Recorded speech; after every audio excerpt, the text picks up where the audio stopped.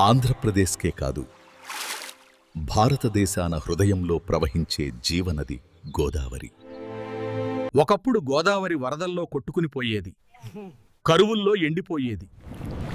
రైతులు బాధతో జీవించేవారు. ఆ సమయంలో British engineer sir Arthur Thomas cotton ఈ నదిని శాశ్వతంగా మార్చాలని సంకల్పించాడు. గోదావరి ప్రవాహం, నీటి వేగం, మట్టిపాటు, మొత్తవాణి ప్రతిదాన్ని కాటన్ జాగ్రత్తగా అధ్యయనం చేశాడు. చివరకు అతని మేధాస్సులో పుట్టిన అద్భుత ప్రణాళిక ప్రపంచ ప్రసిద్ధి చెందిన డౌలేశ్వరం అనికట్. ఆ కాలంలో భారీ నిర్మాణమంటే మహాకష్టం. కాని కాటన్ ప్రయత్నం ఆగలేదు. ఒక్కో రాయి వేసి అనికట్ రూపుదాల్చింది. 1850లో బ్యారేజ్ పూర్తయ్యేసరికి గోదావరి రూపమే మారిపోయింది. కాలువల ద్వారా వేల ఎకరాల పంట భూములకు నీరు చేరి ఎండిన నేల పచ్చని ప్రాంగణమైంది.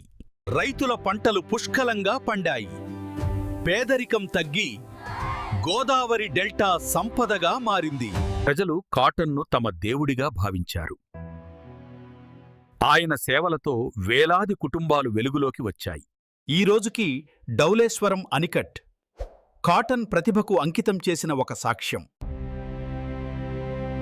గోదావరి మీద తలెత్తిన వంతెనలు పద్దు, Rajahmundry railway bridge, Godavari arch bridge పద్దు ఇవి ప్రాంత అభివృద్ధికి ప్రతీకలు. రాజమండ్రిలోని సర్ ఆర్థర్ కాటన్ మ్యూజియం ఆయన కృషిని గుర్తు చేస్తూ నిలిచే చరిత్రలో ఒక మైలురాయి. నేటి గోదావరి పంటలకు, ప్రజలకు, సంస్కృతికి జీవనాధారం. ఈ నదిలో ప్రతి అలకాటన్ సేవలను గౌరవంగా పలుకుతోంది. సర్ ఆర్థర్ కాటన్ గోదావరి చరిత్రలో శాశ్వతంగా నిలిచిపోయిన పేరు.